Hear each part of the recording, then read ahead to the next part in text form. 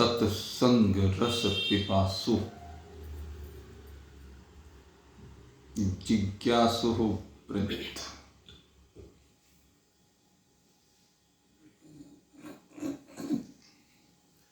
अभी तक आप सभी ने श्रवण किया ईश्वर और जीव के संदर्भ में कि जो भी खेल है वो सब आभास का है। चाहे जीव की बात करें चाहे ईश्वर की बात करें, अविद्या, चिदाभास और चेतन, ये तीनों मिलकर जीव होते हैं। माया, चिदाभास और ब्रह्म, ये तीनों मिलकर ईश्वर कहलाते हैं। ये जीव और ईश्वर दोनों का वाच्यार्थ है। और दूसरे एक होता है लक्ष्यार्थ। वाच्यार्थ व्यापक है लक्ष्यार्थ से, क्योंकि लक्ष्यार्थ इस वाच्यार्थ में ही समाहित है। इसलिए जब हम वाच्यार्थ की बात करते हैं तो वाच्यार्थ में तीनों चीजें हैं। लक्ष्यार्थ में इसमें से दो चीजों को हटा दिया जाता है, या कह लीजिए एक के हटने पर दूसरा स्वतः ही हट जाता है। जीव में से जो वाच्यार्थ भाव अविद्या है और ईश्वर में से जो वाच्यार्थ भाग में माया है, अविद्या और माया दोनों को हटा दीजिए तो इनके हटते ही अविद्या में प्रतिबिंबित चिदाभास हो चाहे माया में प्रतिबिंबित चिदाभास हो, वो दोनों स्वतः ही हट जाते हैं और रह जाता है जीव में कूटस्थ शेष रह जाता है और ईश्वर में ब्रह्म शेष रह जाता है। और ये कूटस्थ और ब्रह्म ही ये लक्ष्यार्थ है। जीव में लक्ष्यार्थ कूटस्थ है, ईश्वर में लक्ष्यार्थ ब्रह्म है। और इसके बाद इन दोनों की एकता की जाती है कि कूटस्थ और ब्रह्म एक हैं। और चार महावाक्यों के द्वारा इसी बात को समझाया जाता है। प्रज्ञानम ब्रह्म, ये जो ब्रह्म है वो ज्ञान स्वरूप है। ये ज्ञान किसको हो रहा है? अब यहां पर एक ये प्रश्न, बहुत बड़ा प्रश्न है कि ज्ञान होता किसे है? ये ज्ञान अगर हम बात करें ईश्वर में तो उसमें किसको है? क्योंकि ईश्वर में कभी भी अज्ञान नहीं है। तो ईश्वर में तीनों चीज मिलकर के जो ईश्वर है उसमें ये ज्ञान किसको है कि मैं ब्रह्म हूं। और जीव में तीनों चीज मिलकर जो जीव कहलाती है, इसमें ये ज्ञान किसको है कि मैं जीव हूं। या इससे ऊपर हटकर कहें कि ये ज्ञान किसको है कि मैं कूटस्थ हूं। दोनों बातें। ईश्वर में कभी भी मैं ब्रह्म हूं इससे विलग ज्ञान नहीं है, लेकिन जीव में दोनों ज्ञान है। जीव में मैं जीव हूं ये भी ज्ञान है, और जब जीव भाग निवृत्त हो जाता है तो इसको यह ज्ञान होता है कि मैं कूटस्थ आत्मा हूं। तो ईश्वर का ज्ञान तो सदा ही एक रस है, लेकिन जीव के ज्ञान में भिन्नता है। क्योंकि जीव को जो ये ज्ञान होता है कि मैं जीव हूं, उसके भी अनेक रूप हैं। और वो अनेक रूप रोज की हमारी दिनचर्या में कभी नाम को लेकर कहता है कि मैं हूं, कभी जाति को लेकर कहता है, कभी पद को लेकर कहता है, कभी वर्णाश्रम को लेकर कहता है कि मैं ये हूं। तो इसलिए कहा जीव के ज्ञान भिन्न भिन्न प्रकार के हैं। ब्रह्म तो सदा एक रस ही है, ईश्वर तो सदा एक रस ही है। तो ईश्वर के लिए कोई चर्चा नहीं, चर्चा तो इस जीव के लिए है। इसीलिए अब तत्व दृष्टि अपने गुरुदेव से यही प्रश्न कर रहा है कि हे गुरुदेव, अब मैं ये जानना चाहता हूं कि ये अहम ब्रह्म, ये ज्ञान किसको हो रहा है?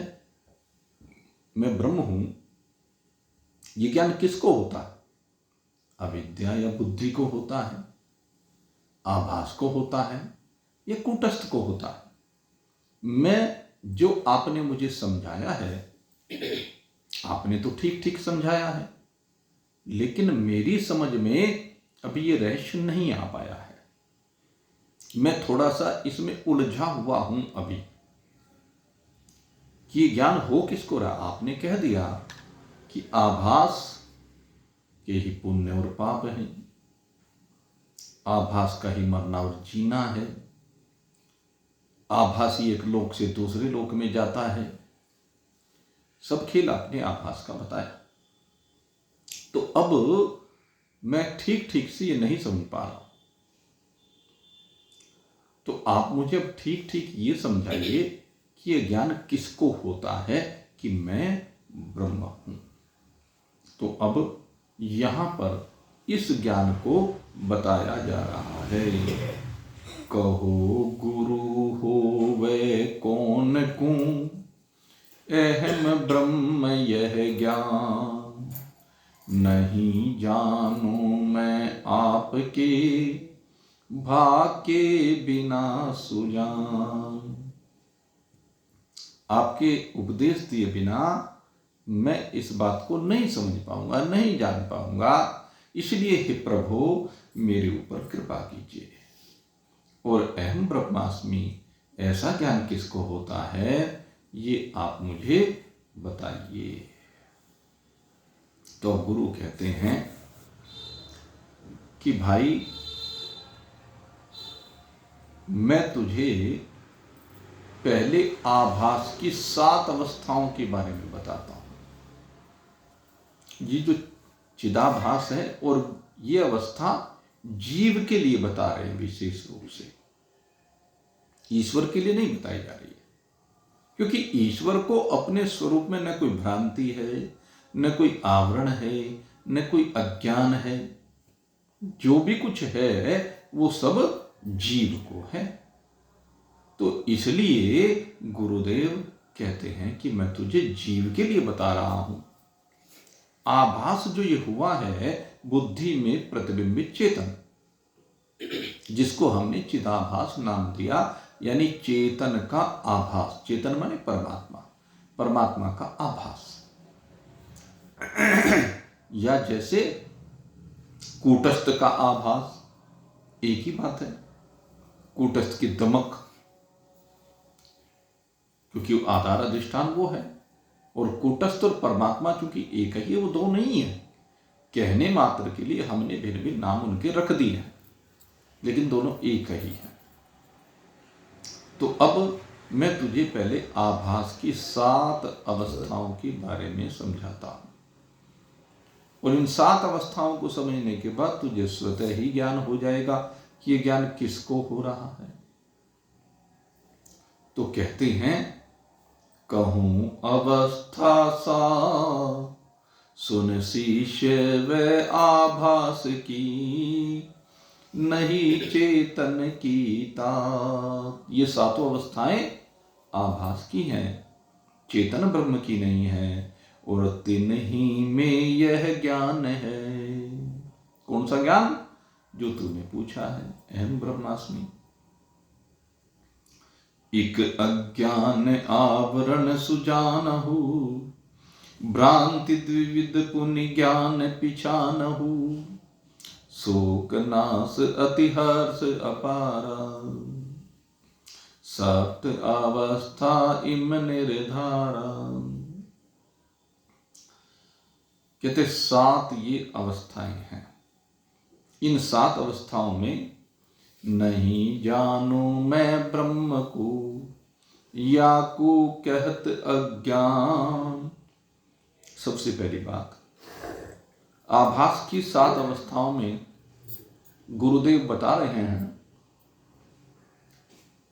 पहली अवस्था क्या है। कहते हैं कि पहली अवस्था का नाम अज्ञान है। कहते अज्ञान कैसा? कहते अपने स्वरूप का ज्ञान। एक अज्ञान तो हम संसार में रोज भौतिक पदार्थों को लेकर के देखते हैं, जिसमें किसी चीज को जानना और किसी को ना जानना। लौकिक रूप में रोज जो हम देखते हैं, भाई फलानी चीज को मैं नहीं जानता हूं, फलाने व्यक्ति को मैं नहीं जानता हूं, तो ये लौकिक अज्ञान है। कहते हैं यहां पर इस लौकिक अज्ञान की बात नहीं हो रही है। यहां पर जो अज्ञान की बात हो रही है वो अपनी वास्तविकता को ना जानने की हो रही है। क्योंकि जिसको मैं अपना आपा मान रहा हूं, जब मैं उसके ऊपर विचार करता हूं तो वो सारे का सारा मिथ्या दिखाई देने लगता है, वो सारे का सारा क्षणभंगुर दिखने लगता है। क्योंकि वो सब विनाशी है, वो सब विकारी है, वो सब बार बार क्षण क्षण में बदलने वाला है। इसलिए जब मैं उसको देखता हूं तो उसको देख करके फिर मुझे लगता है कि ये तो मैं नहीं हो सकता। नाम को लेकर के जब चिंतन किया कि मैं फलाना हूं, मैं नरेंद्र हूं, मैं महेंद्र हूं, मैं सुरेंद्र हूं, ये सब क्या है? कहने लगे ये तो संसार में सामाजिक व्यवस्था को बनाने के लिए, पारिवारिक व्यवस्था को बनाने के लिए शरीर को एक नाम दे दिया गया, जिससे लोक की व्यवस्था चलती रहे। अब हमारे यहां लोक में जो व्यवस्था चल रही है वो इस नाम से ही चल रही है। कहीं भी रिकॉर्ड रखना हो तो अगर नाम ना हो, सोचें तो फिर कैसी व्यवस्था बने। अब आधार कार्ड बने हुए हैं सबके, तो उसमें क्या है? सबसे पहले नाम की बात है, और नाम के साथ फिर उनकी जातियां दी जाती हैं, उनकी उपजातियां जोड़ दी जाती हैं। जैसे किसी ने लिखा अग्रवाल, किसी ने लिखा वैश्य, किसी ने फिर आगे लिखा गोयल, तायल, संगल, बंसल, मंगल वगैरह वगैरह। तो विभक्त होते चले गए। वर्ण भी कोई लिख लेता है नाम के आगे, तो नाम के साथ साथ वर्ण का ज्ञान भी जुड़ गया। फिर उस वर्ण की जातियां हैं, अग्रवाल है, माहेश्वरी है, जायसवाल है, रस्तोगी है, वार्ष्णेय है वगैरह वगैरह। ये वैश्य में विभिन्न जातियां कह लीजिए। फिर इन जातियों में हमने जो गोत्रों की कल्पना की उनको उपजातियां कह लीजिए। वैसे हैं तो उपजाति यही जो अभी बोली गई, लेकिन एक समझाने के लिए कह रहा हूं, अलग अलग गोत्र हो जाते हैं फिर सबके, तो इस तरह से विभाजन हो जाता है। तो हम देखते हैं कि जब ये इतने विभाजन हो गए, इनमें सत्यता कहां है? सत्यता कहीं नहीं है, ये सब झूठे हैं, मिथ्या है। अगर शरीर में से कहीं निकालना चाहे तो निकलते नहीं है, शरीर में कहीं दिखते भी नहीं है। दिखता है नाम कहीं शरीर में? जाति कहीं दिखती है? वर्ण कहीं दिखता है क्या? बताओ कहीं दिखता हो? जैसे कांवड़ यात्रा होती है, भगवान भोलेनाथ को प्रसन्न करने के लिए हमारे यहाँ भगवान शिव के भक्त कंधों पर कांवर रख करके गंगा जल लेकर के अपने अपने इष्ट मंदिरों की ओर प्रस्थान करते हैं। तो उस समय आप देखें जितने कैंप लगे होते हैं, वो कैंप में उन कांवड़ यात्रियों से नाम पूछता है क्या कोई? जाति पूछता है क्या कोई? वर्ण पूछता है क्या कोई? जिसको आप लौकिक व्यवहार में जिसके हाथ का बना हुआ कुछ खाते नहीं, पीते नहीं, जिसे छूते नहीं, जो हमारे समाज में बड़ी विडंबना है। तो लेकिन जब वो भगवान भोलेनाथ का भक्त बनकर के आता है, उसका नाम भी छिप जाता है, उसकी जाति भी छिप जाती है, उसका वर्ण भी छिप जाता है, और यहाँ तक कि उसका आश्रम भी छिप जाता है। ब्रह्मचारी है, गृहस्थी है, वानप्रस्थी है, सन्यासी है, ये सब पीछे रह जाता है। बस एक रहता है, भोला। अब क्या करें? भोला भोला भोला, जिसे भी कहें वही भोला। तो इतनी सी कांवर यात्रा में ही नाम भी गया, जाति भी गई, वर्ण भी गया, आश्रम भी गया, सब चला गया। इसी तरह से मेरे मित्रों, ये जो कल्पनाएं हमारी हैं, कहते हैं ये जो हम जिस रूप में अपने आप को जानते हैं, इनका मिथ्यात्व निश्चित होते ही फिर इनका ज्ञान मिथ्या हो जाता है।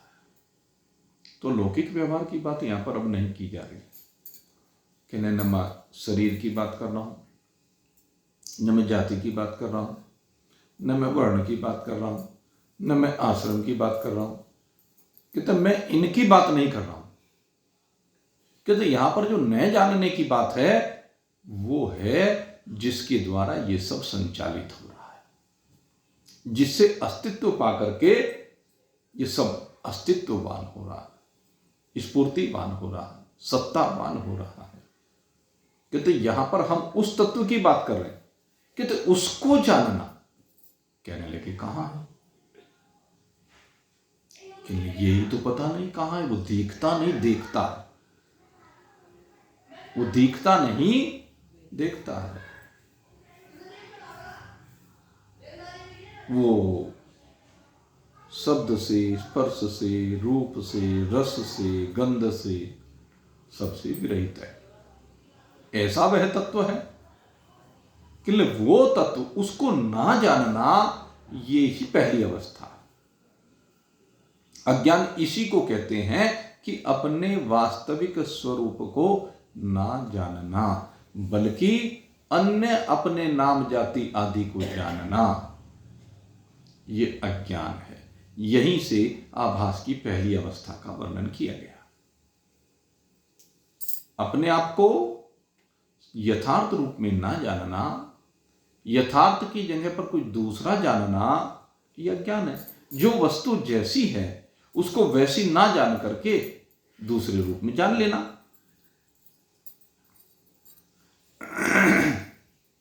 जैसे चर्चा की थी आपके सामने, मान लीजिए सर्दी का मौसम है, दफ्तरों में, घरों में कोई भी आए, लाओ भाई गर्मा गर्म चाय, लाओ भाई गर्मा गर्म कॉफी, प्रचलन हो गया। तो चाय और कॉफी को, उसके प्रभाव को हम यथार्थ रूप में नहीं जानते हैं, इसलिए हर समय उसी की रट लगी रहती है। अगर यदि उसकी हानि को जान ले, इस चाय कॉफी की हानि को जान ले, कोई कोई जान पाता है, जो जान पाता वो इससे दूर हो जाता है। अब इसकी हानि सबसे बड़ी क्या है? कहते इसके अंदर जो तत्व होता है, नशीली कोई भी वस्तु हो, उनके अंदर कहते हैं एक तो वो होता है, क्या कहते हैं, कैफीन। इनमें क्या होता है? कैफीन एक नशीला पदार्थ है, ड्रग है। और वो जो कैफीन है वो क्या करता है, या ये जो सुट्टे लगाते फिरते हैं उसमें निकोटीन होता। तो यहां पर एक अभियान, वो मुझे बड़ा आश्चर्य हुआ, एक जगह पर दुकान खुली, वो चाय भी और सुट्टा भी। देखा तो बड़ा आश्चर्यजनक सा लगा, लेकिन फिर देखा तो वास्तव में उसने तो सही नाम रखा भाई, यही तो प्रचलन में है, सुट्टे लगाते रहते हैं। ये तो चाय के सुट्टे लग रहे हैं, इट मीन निकोटीन और कैफीन के सुट्टे लग रहे हैं। और ये निकोटीन और कैफीन करता क्या है?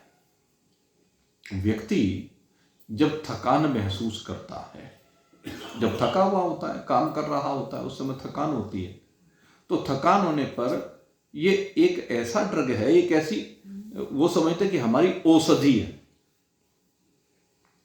जबकि जो जानकार हैं वो कहते हैं ये एक ऐसा नशा है जो हमारे मस्तिष्क को कुछ समय के लिए उत्तेजित करता है। इसका काम क्या है? मस्तिष्क को उत्तेजित करना।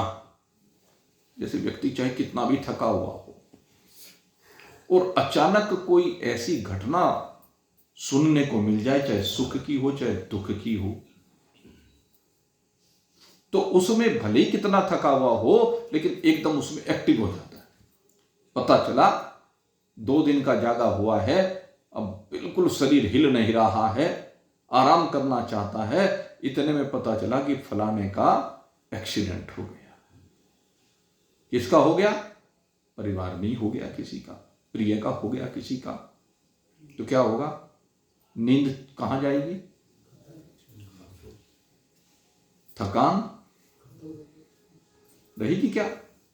तो उस समय एकदम शरीर के अंदर इतनी चैतन्यता आएगी कि एकदम वो उठ करके भाग लेगा। तो वो जो चैतन्यता है वो एक स्वाभाविक है, वो अंदर की शक्ति से आई है। लेकिन ये जो चाय आती हैं, इनसे भी व्यक्ति को लगता है कि एक चैतन्यता आती है मस्तिष्क में, जबकि वो चैतन्यता नहीं है, वो उत्तेजित कर रहा है पदार्थ, और उत्तेजित करने के साथ साथ माइंड को डैमेज कर रहा है। आपको ये बता दें, वो आपकी वर्किंग एफिशिएंसी को कम कर रहा है। ये उत्तेजनात्मक पदार्थ जितने भी होते हैं, उस समय लगता है कि ये फायदा पहुंचा रहे हैं, क्योंकि उस समय जरा सी उत्तेजना सी हुई और उस उत्तेजना के कारण से उसे लगता है हाँ थोड़ी सी गरमाई सी आ गई, सख्ती से आ गई, चल आगे का काम निपटा ले। लेकिन उससे वो आलस्य, वो जो थकान है वो वास्तव में दूर नहीं होती, वो क्षणिक उत्तेजना प्रदान कर रहा है बस। उसके बाद कुछ ही देर बाद जैसे उसका असर खत्म होता है, फिर से तो व्यक्ति फिर अभ्यस्त होने लगता है कि फिर से चाय पी जाए। पहले अगर यदि उसका अंतराल 2 घंटे का, फिर घटेगा 1:45 का होगा, फिर 1:30 का होगा, फिर 1:15 का होगा, फिर 1 का होगा, और फिर वो चैन स्मोकर हो जाते हैं। यही तो है। लगा था कृष्णा मेनन जी के बारे में कहा जाता, उनकी टेबल पे चाय रखी रहती थी, हर 10 मिनट बाद दूसरी कप प्लेट आती, हर क्षण। ये क्या है कि माइंड डैमेज होता चला गया, और होते होते एक दिन ऐसा आएगा कि उसका माइंड काम करना बंद कर देता है। ये फैक्ट है। तो उसके सही अर्थ को ना जानना, बस यही अज्ञान है।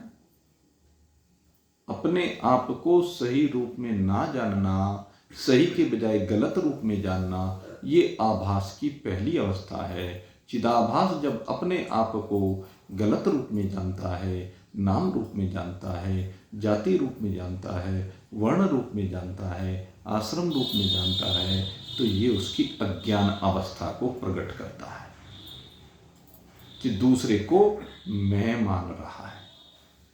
और फिर इससे आगे बढ़ता है तो शरीर पर आता है, और शरीर पर आकर भी अपने आप को ये स्थूल शरीर मानने लगता है। फिर इससे कुछ आगे बढ़ता है तो सूक्ष्म शरीर को या ज्ञानेन्द्रिय, कर्मेंद्रिय, प्राण, अंतःकरण को, उनको मैं मानने लगता है। कई तो आध्यात्मिक सिद्धांत भी मन की पर ही खड़े हुए हैं, केवल मन को ही आत्मा मान लेते हैं। आपको बताएं, कई हैं ऐसे जहां बस मन को ही सब कुछ मान लिया जाता है। और तीसरी बात, कोई कारण शरीर को मैं मान लेता है। तो जब तक इन शरीरों को मैं मानता रहता तब तक भी अज्ञान है, और जब इन शरीरों की सीमा से बाहर निकलता है तब अज्ञान की निवृत्ति होती है। तो पहली अवस्था यही है, जब तक ये चिदाभास अज्ञान से संयुक्त रहता है, जब तक इसे अपने आप का वास्तविक ज्ञान नहीं होता, तो ये अज्ञान अवस्था कहलाती है। तो ये हुई पहली बात। अब दूसरी बात करते हैं। कहते जो अज्ञानी होता है उसके बाद फिर क्या होता है? ब्रह्म है नहीं भान होवे, यह आवरण सुजान। अब दूसरी चीज क्या है? कहते हैं जब ये अज्ञान होता है ना, तो इस अज्ञान की दो शक्तियां आगे और पैदा हो जाती है। और ये अब किसके लिए कहा जा रहा है? अब ये साधकों के लिए कहा जा रहा है। अब तक बात सामान्य व्यक्ति की हो रही थी, क्योंकि अब यहां बात है मैं अपने को नहीं जानता। अब यहां आभास की उन व्यक्तियों की बात की जा रही है जो प्रयास कर रहे हैं कि मैं अपने को नहीं जानता तो जानूं। भाई, अब तक जिस चीज को नहीं जान पाया, नहीं जाना मैंने उसको, अब जान लूं।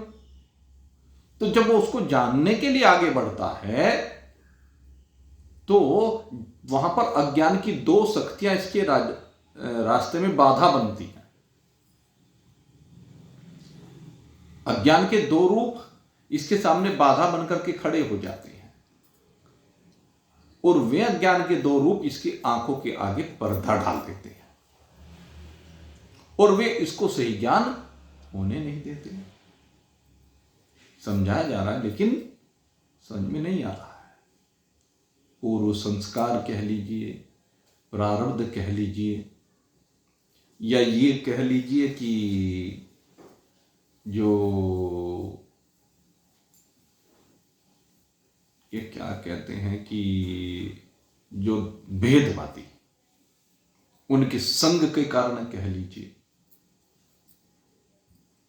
आंखों पर पर्दा पड़ जाता है।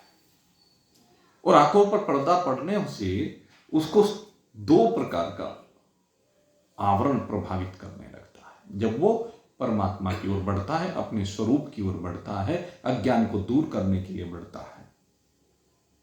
और ये दो प्रकार का पर्दा कैसा है? कहते हैं एक तो है असत्वापादक आवरण, और एक है अभानापादक आवरण। अगर ये तीन की संधि विच्छेद करें तो इसी में इसका अर्थ छिपा हुआ है।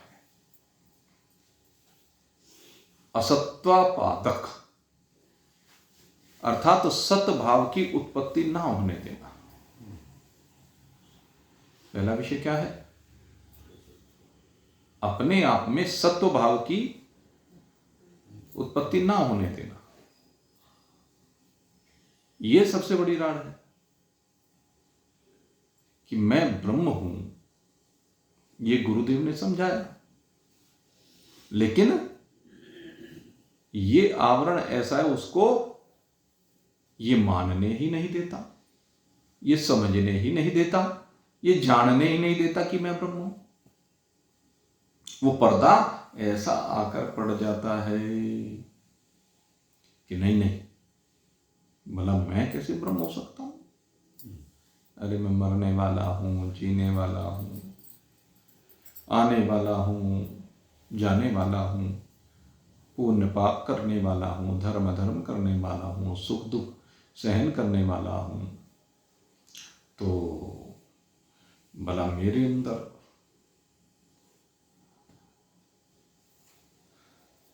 ये भाव कहाँ से आ जाएगा? तो उसके अंदर भाव हो जाता है कि नहीं, मैं ब्रह्म नहीं, ये पक्की धारणा, मैं ब्रह्म नहीं। तो ये जो धारणा है, और मैं क्या नहीं, वो है ही नहीं। शुरुआत में तो ये होता है कि ब्रह्म क्या है, कुछ है ही नहीं, यह आवरण हो जाता है। वो बात की बात है कि फिर मैं नहीं हूं, ये बात है। पहले तो ये भ्रम होता है कि ब्रह्म है ही नहीं, आत्मा है ही नहीं। इसको असत्वापादक आवरण कहते हैं। कहले अच्छा, होता तो दिखता ना, क्या होता तो हमारी रोज रोज की पुकार सुनकर के सामने ना आ जाता क्या? वो अपने तर्क देता है, कहां है, दिखाओ निकाल के। अब आत्मा को कैसे निकाल के दिखाएं? आत्मा जब कहीं आता जाता नहीं, आत्मा को कैसे निकाल के दिखाएं? आत्मा ऐसी वस्तु नहीं है जिसको निकाल के दिखाया जा सके। अब दूध में घी दिखता नहीं है, माखन दिखता नहीं है, लेकिन उसका एक प्रोसेस है, और उस प्रोसेस के द्वारा हम दूध में से घी निकाल करके दिखा सकते हैं। तिलों में तेल दिखाई नहीं देता, लेकिन तिलों को पेल करके उसमें से तेल निकाला जा सकता है। गन्ने में गुड़ दिखाई नहीं देता, लेकिन गन्ने को पेल करके उसका रस निकाल करके पका करके गुड़ दिखाया जा सकता है। लेकिन आत्मा को निकाल करके कैसे दिखाएं? आत्मा निकाल के दिखाने की वस्तु ही नहीं है। ये देख कहता है भाई ये मिथ्या है। देखो हमने सब इतने उदाहरण दे, देखो सब चीज में ठीक है, वो नहीं दिख रही, लेकिन फिर उसे निकाल के दिखा दिया जाता है ना। तो ये है असत्वापादक आवरण, यह है अभानापादक आवरण। हो तो दिखे, है नहीं यह सत्वापादक, दिखता नहीं यह अभानापादक। है नहीं असत्वापादक आवरण, और दिखता नहीं, प्रतीत होता नहीं, अनुभव होता नहीं, ये अभानापादक आवरण। तो ये दो प्रकार का आवरण है, दो प्रकार का पर्दा है। कहते किसके बीच में पर्दा हो तो किसी किसी के बीच में होता है ना। तो कहने लगे हमारे और आत्मा के बीच में। हमारे से मतलब अभी जिसको हम अपना आपा समझ रहे हैं, उसके बीच में एक आवरण पड़ा हुआ, पर्दा पड़ा हुआ है। उस पर्दे को हटाना पड़ेगा। अगर वो पर्दा हट गया तो भाई सामने वाला साफ दिख गया। जैसे रामलीला में आप देखते हैं, रामलीला का पर्दा होता है ना, स्टेज पर देखा है हम लोगों ने, तो रामलीला खूब देखी है भाई, सभी ने रामलीला में जाया करते थे खूब। तो क्या होता था, पर्दा पड़ा रहता था। पहले श्रद्धा के साथ जाते थे, आजकल तो घूमने फिरने मौज मस्ती करने जाने लगे लोग। पहले श्रद्धा के साथ जाते थे, और जब श्रद्धा के साथ जाते थे तो वहां देखते थे वो पर्दा पड़ा रहता था सामने, और बार बार ये रहता है बस पर्दा खुले, पर्दा खुले। वो जो अनाउंसर आता कि हाँ बस अब घोषणा करेगा, और पर्दा खुलेगा, और वह अनाउंसर की बात सुनते रहते, और वो किसी चुटकुले वाले को है, मस्करे को लाके सामने कर देता। नत्थन भड़बूजा बड़ा प्रसिद्ध नाम है, हाँ बहुत बढ़िया आदमी।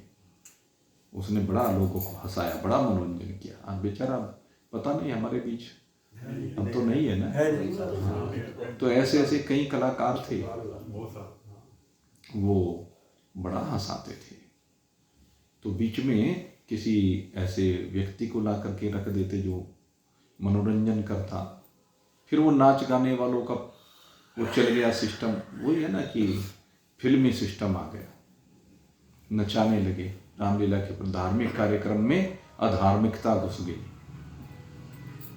धार्मिक कार्यक्रमों में अधार्मिकता नहीं होनी चाहिए, लेकिन घुस गई, क्या करें, विकार आ रहा है ये कलयुग का।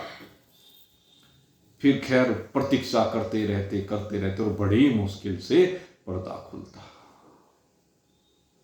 और जब पर्दा खुलता तो सामने का दृश्य नजर आता। जब तक पर्दा नहीं खुला तो कल्पना करते रहते कि पर्दे के पीछे क्या होगा क्या होगा। जब खुल गया तो सामने आ गया। तो जब तक पर्दा है तब तक सिजदा नहीं होता, और जब पर्दा हट जाता है तो सिजदा हो जाता है। वहां जगन्नाथ जी में देखा, दरवाजा बंद कर देते हैं, कहीं कहीं घंटे तक दरवाजा बंद कर देते हैं, बड़ी हेरा फेरी करते हैं वहां लोग। या कह लीजिए हम कह रहे हैं ना हेरा फेरी करते हैं, उनसे पूछो, वो कहते हैं भगवान को भोग लगा रहे हैं, भगवान की आरती कर रहे हैं, भगवान की पूजा कर रहे हैं, इसलिए पर्दा है। कहने लगे भाई इसमें किस बात का पर्दा, भगवान को भोग लगा रहे तो इसमें पर्दा किस बात का, भगवान की आरती कर रहे तो पर्दा किस बात का। तो कहते हैं हमारे यहाँ भाई शास्त्र ने एक नियम बनाया, कहते हैं भजन और भोजन दोनों एकांत में करना चाहिए, है ना, शास्त्र का नियम बड़े बुजुर्ग कह के गए, और जो बड़े बुजुर्गों ने कहा है वो बिल्कुल सही कहा। भजन और भोजन दोनों एकांत में करना चाहिए। जिस समय आपका मन कहीं और ना जा रहा हो, उस समय किया हुआ भोजन शरीर के लिए श्रेष्ठ होता है, आरोग्य प्रदाता होता है। एक तरफ बात कर रहे हैं और दूसरी तरफ भोजन कर रहे हैं, दिमाग इधर उधर दौड़ रहा है, कहते भोजन करते हुए तेरा दिमाग इधर उधर नहीं दौड़ना चाहिए, एक जगह पर एकाग्र होकर के भोजन में रहना चाहिए। उसमें भगवान ने जो रस मिलाया है उस रस का पान करना चाहिए। भोजन करते हुए बोलना नहीं चाहिए, ये हमारे यहाँ सिद्धांत बनाया है, भोजन करते हुए नहीं बोले। ऐसे ही भजन की बात कही, कहने लगे भजन भी एकांत में बैठ करके कर, किसी को पता ही ना चले कि तू भजन करता है कि नहीं करता है। अपने मस्ती में मस्त हो जा, बिल्कुल एकांत में बैठ, चुपचाप लिहाफ ओढ़ के, और जब सोने का बहाना करके बस अपनी मस्ती में लीन हो जा, इसे कहते हैं भजन। अपने अपनी सोच की बात है। अज्ञान में निद्रा है और ज्ञान में आनंद है। प्रमाद है, आलस्य है, निद्रा है, ये अज्ञान के विकार हैं, अज्ञान के हथियार हैं। अगर एक बार ये प्रक्रिया बना ली ना तो फिर देखना कितना आनंद आएगा। जब आराम से लेट जाते हो तो संसार दूर भाग जाता है। संसार की तरफ से हट करके अपने स्वरूप में जब मन को लाना प्रारंभ करते हैं ना, एक एक करके शरीर के अवयवों को हटाते हैं। जब एक एक करके शरीर के अवयव पहले बाहरी फिर आंतरिक हटने प्रारंभ हो जाते हैं ना, तो आपके अंदर एक ऐसी ज्योतिर्मय शक्ति प्रकट होती है जो आपकी चैतन्यता का आपको अपने आप में अनुभव कराती है। और जब वो चैतन्यता का आप अपने आप में अनुभव करते हैं ना, तो असीम आनंद, असीम शांति, असीम चैन, और फिर निद्रा, आलस्य, प्रमाद, वो तो कोसों दूर भाग जाते हैं। ये फिर निकट भी नहीं फटकते। ये अभ्यास की बात है। अभ्यास करो तो सही, दिमाग लगाओ तो सही उसमें। यहाँ बैठकर तो 2 घड़ी लगता है कि हाँ भाई सही कह रहे हैं, करेंगे, लेकिन घर जाते फिर वहीं रम जाते हैं।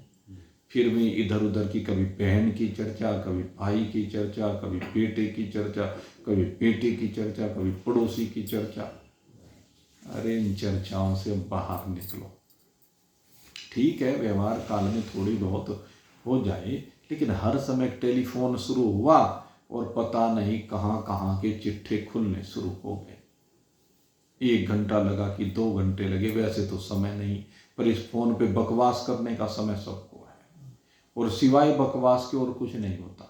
जब भी लंबी बातें होती हैं, काम की बात तो क्षण मात्र में हो जाती है। तो इतनी फालतू की बातें क्यों करते हो? किसी से भी फालतू की बातों से बाहर निकलो, जितनी आवश्यक है उतना ही दिमाग लगाओ। बाकी इस मन को एक एक करके सब ग्रंथियों से बाहर निकाल करके अपने आप में लाने का प्रयास करो। तो फिर देखना कहाँ गया तेरा प्रमाद, कहाँ गया तेरा आलस्य, और कैसे तुझे नींद आती है। रोज अभ्यास बनाओ। चलो एक दिन नींद आ गई, 2 दिन आ गई, 3 दिन आ गई, और एक चीज बता दूं, जब ये अभ्यास करोगे नींद आ जाएगी तो वो भी बढ़िया है। कम से कम स्वप्न में तो नहीं पहुंचे। स्वप्न में जाने के बाद भी मन थका रहता है, काम करता रहता है, परेशान रहता है, सुख दुख का अनुभव करता है। लेकिन अगर सुसुप्ति में चले गए तो मन तो शांत हो जाएगा, मन की थकान तो मिट जाएगी। और मन की थकान जब तक नहीं मिटती तब तक तन की थकान भी मिट नहीं सकती, आपको बता दें। इसलिए मेरे मित्रों, चादर तान करो आराम। कहां? अपने स्वरूप में आकर के। तो तब होगा ज्ञान, तब आप इस शरीर भाव से बाहर निकलेंगे, तब आप इस अज्ञान के आवरण से बाहर निकलेंगे, तभी बात बनेगी मेरे मित्रों। इसलिए ये 2 प्रकार का जो आवरण कहा न, इस आवरण को हटाना पड़ेगा, दृष्टिकोण को बदलना पड़ेगा कि जो जगन्नाथ जी में कर रहे हैं पुजारी वो ठीक कर रहे हैं। वो भगवान को भोग लगा रहे हैं तो एकांत में लगा रहे हैं, वो भगवान की आरती कर रहे हैं तो एकांत में कर रहे हैं, वो ठीक है। सबके सन्मुख नहीं कर रहे हैं, तो वो अपने अपने भाव हैं।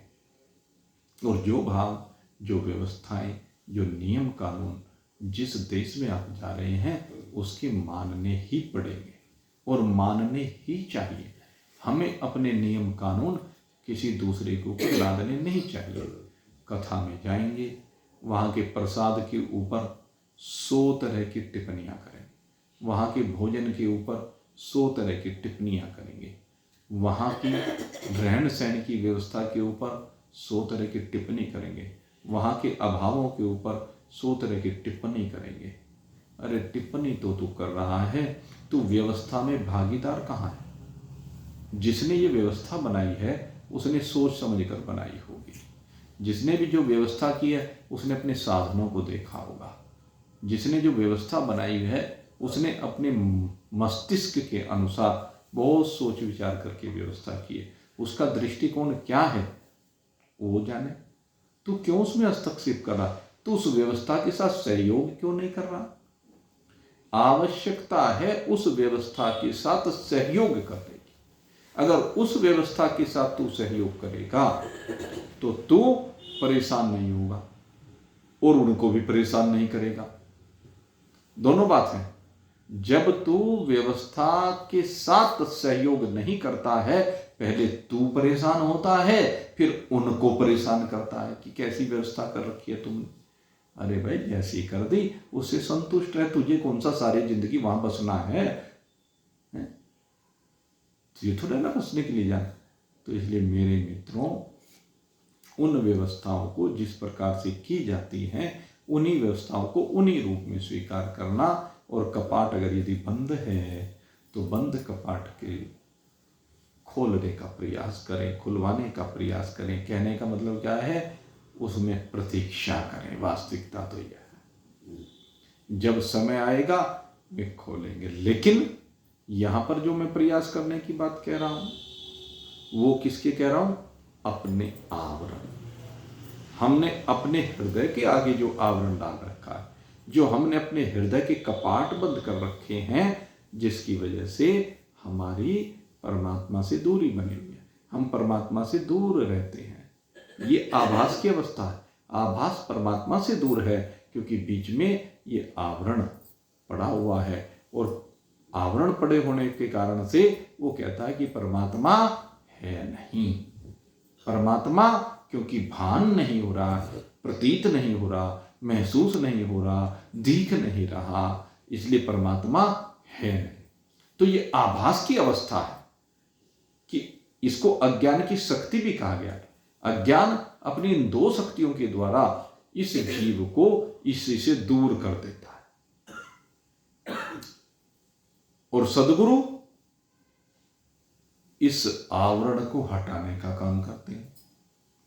सद्गुरु जो आते हैं वो इसीलिए आते हैं। महान पुरुषों का जो जीवन है वो इसीलिए है कि वो जो अज्ञान का आवरण बीच में आ गया है उस आवरण को हटा करके बता दें, उसे प्रतीत करा दें, उसे महसूस करा दें, उसे अनुभूति करा दें कि तू है परमात्मा। तो ये महान पुरुषों की विशेषता होती है। तो इस प्रकार से दो शक्ति, दो आभास की क्या हो गई, या शक्ति कहो या अवस्था कहो, ये दो आभास की अवस्था हैं। पहली अवस्था में वो कहता है कि मुझे ज्ञान नहीं है, दूसरी अवस्था में आवरण के कारण से वो कहता है कि परमात्मा क्योंकि भास नहीं हो रहा है इसलिए परमात्मा है नहीं। तो इस प्रकार से ये दो अवस्थाओं की चर्चा यहाँ पर हो जाती है। अब इसके बाद तीसरी अवस्था के संदर्भ में अब चिंतन किया जा रहा है, और ये जो तीसरी अवस्था है वो भ्रांति की अवस्था है, क्योंकि ये आवरण पैदा क्या करेगा, भ्रांति करेगा। और चलो खैर आज आवरण को हटाने का प्रयास करो। आज तो यहीं तक चर्चा करेंगे, भ्रांति की चर्चा कल फिर ठीक 7:30 बजे आपके सामने करने का प्रयास करेंगे। अब यहीं पर आज विश्राम देते हैं। बोलिए सच्चिदानंद भगवान